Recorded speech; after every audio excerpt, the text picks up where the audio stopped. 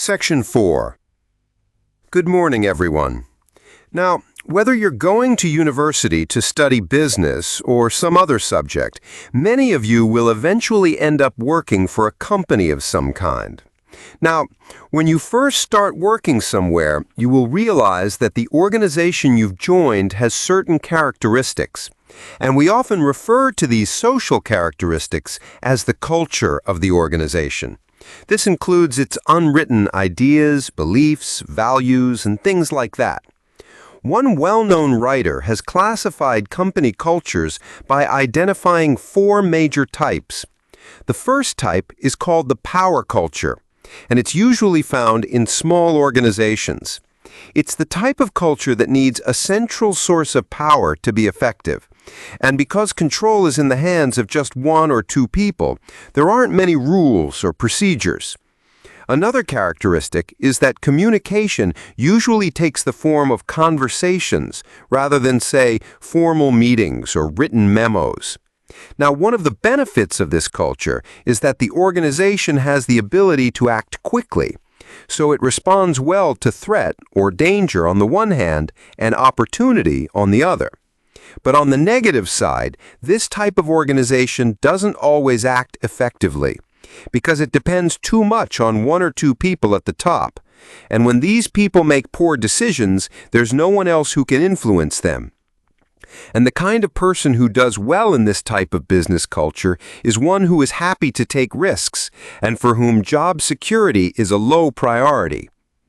The next type is known as role culture. That's R-O-L-E, not R-O-L-L, by the way.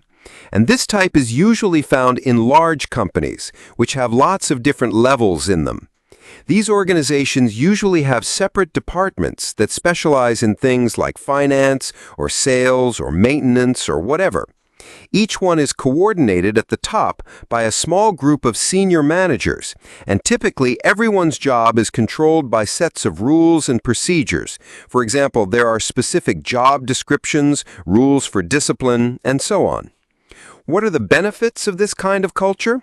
Well, firstly, because it's found in large organizations, its fixed costs, or overheads as they're known, are low in relation to its output, or what it produces.